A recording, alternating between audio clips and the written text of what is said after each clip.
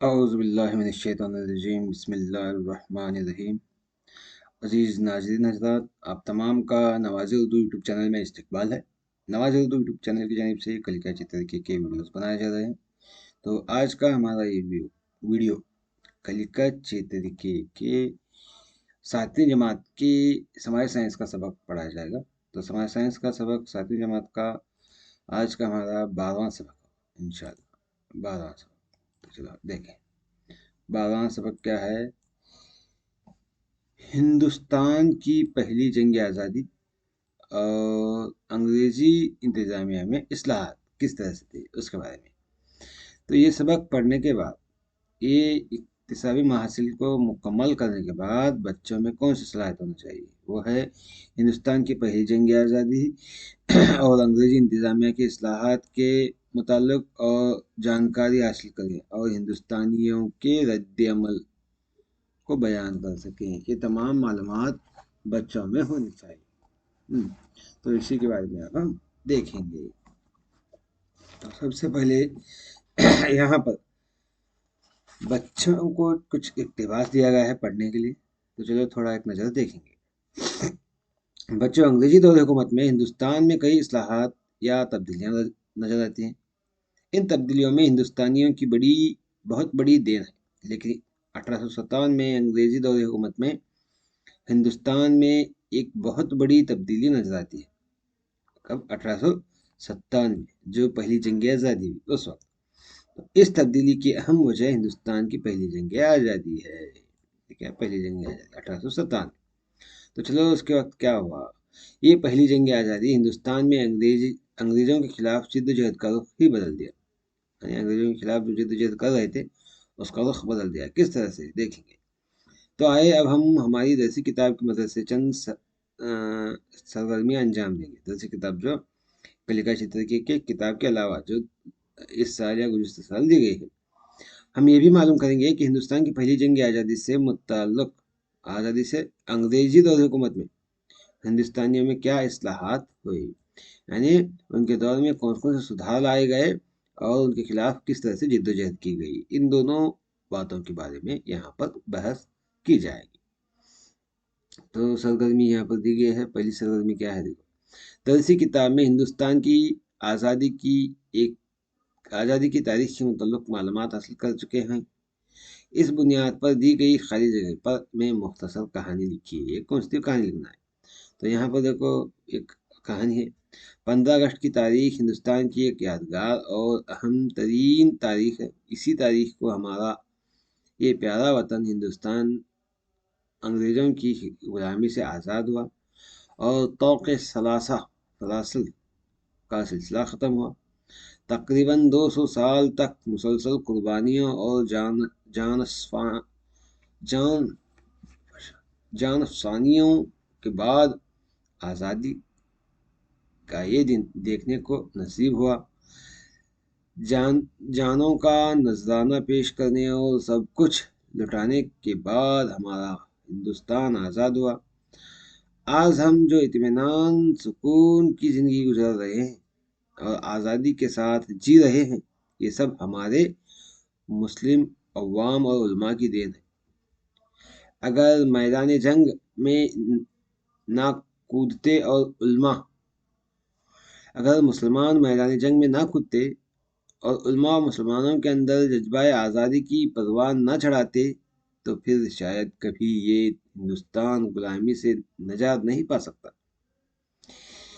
یہ ایک تاریخی حقیقت اور ناقابل فراموش سچائی ہے کہ مسلمانوں نے ہی سب سے پہلے اور سب سے زیادہ اس ملک کو آزاد کرنے کی کوشش کی اور اپنی آنکھوں میں اپنے پیارے وطن کی آزادی کے خواب لیے جان و تن نچھاور کیا۔ سخت ترین اذیتوں کو جھیلا، خطرناک سزاؤں کو برداشت کیا، طرح طرح کی مصیبتوں سے دوچار ہوئے، حالات و آزمائشوں میں گرفتار ہوئے، لیکن برابر آزادی کا نعرہ لگاتے رہے اور ہر ہندوستانی کو بیدار کرتے رہے۔ کبھی میدان سے راہ فرار اختیار نہیں کی और ना ही किसी मौके पर मुल्क को वतन की मोहब्बत में कमी आने दी। इस तरह से क्या है, हम एक वाक़या लिख सकते हैं। इसके अलावा भी दीगर वाक़या हैं जो पहली जंग आज़ादी के दौर में हो या उसके बाद हो, जो भी हो, एक वाक़या मुख्तसर वाक़या लिख सकते हैं, या लाला लाजपत राय की मौत का वाक़या हो, या जलियांवाला बाग का वाक़या हो, या कोई भी एक वाक़या यहाँ पर लिख सकते हैं। तो चलो आगे सब, दूसरी सब क्या है हमारी। हिंदुस्तान की पहली जंग आज़ादी में आप कौन कौन से नुकात पसंद आए और क्यों? आप अपने कमरे जमात में सबके साथ ख्यालात का इजहार करेंगे।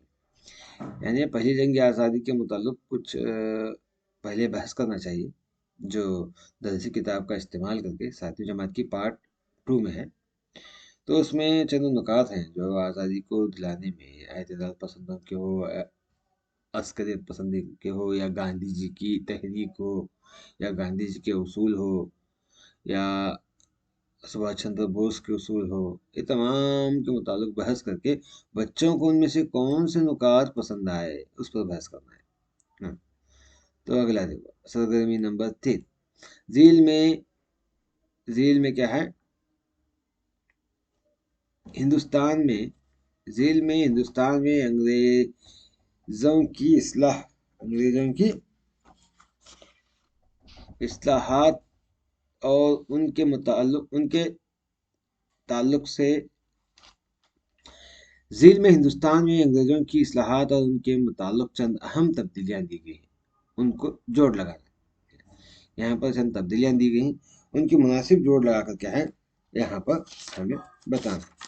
तो यहाँ पर देखिए, ये हैं इनके इस्लाहात, ये हैं तब्दीलियाँ। इस्लाहात एक मरतबा देखिए, अवामी शहरी खिदमत के लिए उन्होंने कौन सी इस्लाह की, इसमें से फौजी इंतजामिया में कौन सी तब्दीली लाई, पुलिस या कोतवाली निज़ाम में कौन सी तब्दीली लाई, अदालत में कौन सी, अंग्रेजी तालीम में कौन सी, ज़राती इस्लाहात में कौन सी, तिजारत और मईशत में कौन सी, और समाजी इस्लाहात, इन तमाम इस्लाहात में से कौन कौन से सुधार लाए। तो यहाँ पर देखेंगे, यहाँ पर है हर मरहले में पुलिस चौकी का क़याम, कंपनी के मुलाजिम किसी भी ज़ाती निजी तिजारत में मशगूल ना रहना, इस तरह से यहाँ पर। तो चलो सबसे पहले है शहरी इंतजामिया। शहरी इंतजामिया को देखें तो यहाँ पर उन्होंने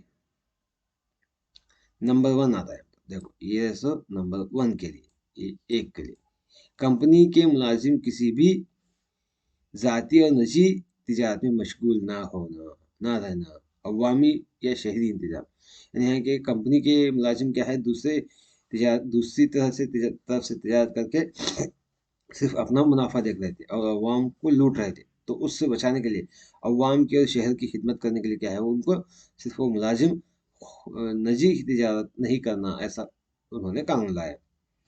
दूसरा है फौजी इंतजामिया। फौजी इंतजामिया यहाँ पर है, देखो ये दूसरे नंबर का है। देहरादून में कौमी मिलिट्री एकेडमी का क़याम, ये दूसरे नंबर का है, देहरादून में कौमी मिलिट्री एकेडमी का क़याम। और तीसरा है पुलिस या कोतवाली निज़ाम। तो यहाँ पुलिस या कोतवाली निज़ाम का दिक्कत यहाँ पर है, देखो हर मरहले में पुलिस चौकी का क़याम, ये क्या है, तीसरे नंबर पर आता है। ये हर मरहले में पुलिस चौकी का क़याम। उसके बाद चौथा है अदालती निज़ाम, अदालत, कोर्ट का फैसला। तो अदालती निज़ाम देखो, कलकत्ता में पहली सुप्रीम कोर्ट का क़याम किया इन्होंने, कलकत्ता में, ये चौथे नंबर पर है, ये चौथे नंबर पर। और पांचवा है अंग्रेजी तालीम। तो यहाँ पर देखें तो यूनिवर्सिटी का तालीम कहाँ यूनिवर्सिटी में हासिल की जाती है, तो यूनिवर्सिटी का क़याम किया इन्होंने, 5वें नंबर का ये। हाँ, ये 5वां। छठा ज़राअत, खेती बाड़ी, किसान। तो ज़राअत, किसानों के मुताबिक किसान को अपनी ज़मीन के कागजात दिए गए, तो इस तरह से छठा नंबर, यानी पहले सब कागजात कंपनी में हुआ करते थे, जब इस्लाहात लाए गए तो उसके कागजात उसी के नाम से दिए गए, ये छठा नंबर, सात, माफ़ कीजिएगा, ये छठा नंबर होगा।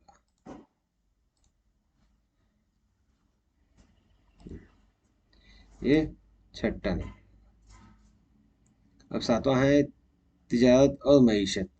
तिजारत और मीशत यानी आज़ादाना तिजारती उसूल को उन्होंने कायम किया है। ये सातवां नंबर है। ये सात। और ये बचा समाजी इस्लाह, सती की रस्म मनसूख करने का कानून।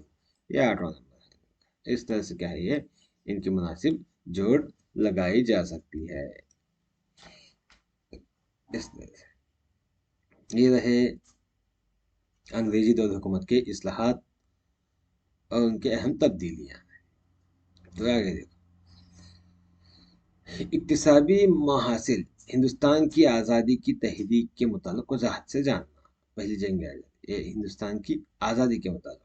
पहली जंग आज़ादी का ऊपर हो गया, लेकिन अब क्या है, आज़ादी के मुतालिक जानना है। यहाँ पर देखिए एक अहम नुकात की फहरिस्त दी गई है। हाँ, अहम नुकात की, हाँ, अहम नुकात की फहरिस्त दी गई है। तो यहाँ पर कुछ इक्तबास है। चलो इक्तबास पढ़ेंगे पहले। इक्तबास क्या है? 1857 की पहली जंग आज़ादी के बाद हिंदुस्तान रास्त तौर पर बरतानिया की मलिका एलिजाबेथ के हाथों में चला गया। यानी यहाँ पर ईस्ट इंडिया कंपनी का खात्मा हुआ, जो 1857 से पहले हिंदुस्तान में हुकूमत कर रही थी। वो तमाम क्या है, मलिका एलिजाबेथ के हाथों चला गया। इतना ही नहीं बल्कि अंग्रेज़ों की शिद्दत पसंदाना पॉलिसी की वजह से हिंदुस्तानियों में कौमियत का जज्बा फरोग हुआ। कौमियत, हम तमाम एक हैं, हिंदुस्तानी सब एक हैं का जज्बा पैदा हुआ, कौमियत का। अंग्रेजी तालीम याफ्ता हिंदुस्तानी तबका अंग्रेज़ों की हुकूमत के असल मकासद को समझ चुका था। यानी जो अंग्रेजी तालीम हासिल कर रहे थे हिंदुस्तानी लोग, उन्होंने क्या है, अंग्रेजी ज़बान जानी थी, उनकी बातों को सुनकर, उनकी किताबों को पढ़कर क्या है, उनके असल मकसद को समझ चुके थे। तो 1885 में इंडियन नेशनल कांग्रेस का कयाम हुआ। 1885, और उसके साथ ही हिंदुस्तानियों की कौमी तहरीक में इत्तेहाद कायम होने लगा। एक तंजीम कायम करना 1885 में इंडियन नेशनल कांग्रेस का।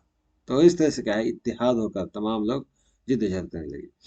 इसमें इंडियन नेशनल कांग्रेस में इब्तिदा में क्या है, एतदाल पसंद रहनुमा थे, यानी नरम दिल वाले, जिसमें दादा भाई नेहरू जी, सरदार सुरेंद्रनाथ बनर्जी, गोपाल कृष्ण गोखले, महादेव गोविंद रानाडे वगैरह क्या है, नरम दिल वाले अशखास थे।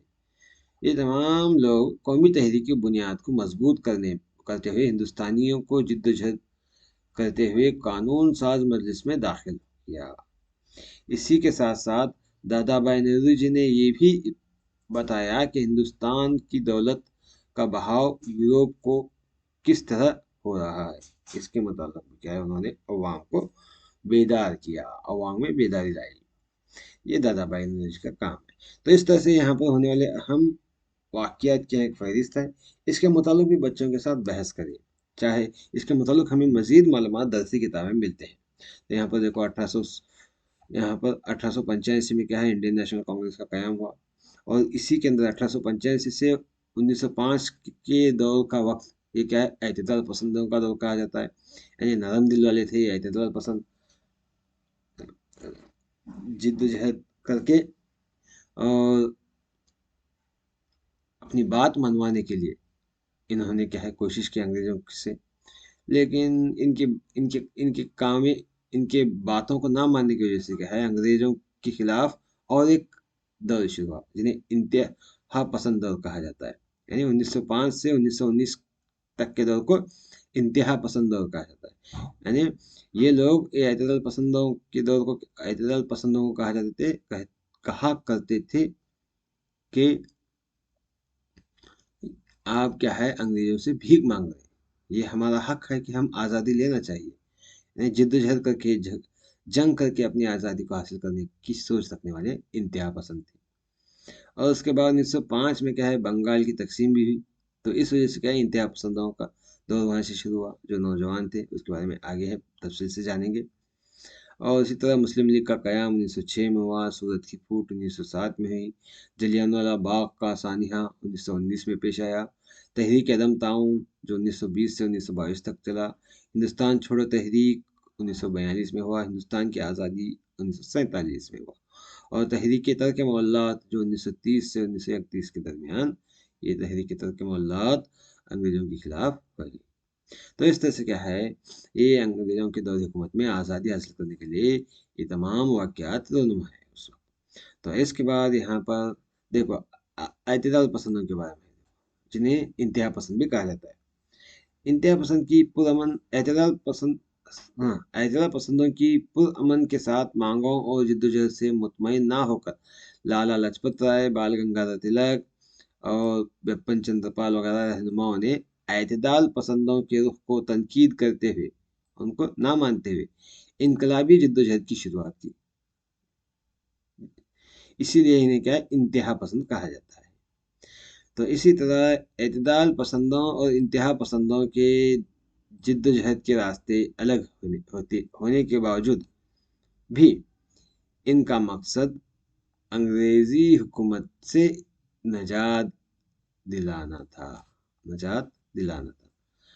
हम इस बात पर भी फरामोश नहीं कर सकते।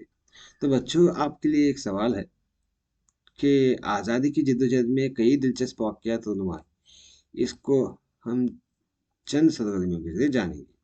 तो चलो चंद सरगर्मियाँ यहाँ पर। पहली सरगर्मी है मंदिर वाला फहरिस्त में एतदाल पसंद और इंतहा पसंद को पहचान कर उनको अलग करना। एतदाल पसंद कौन कौन है, इंतहा पसंद कौन कौन है।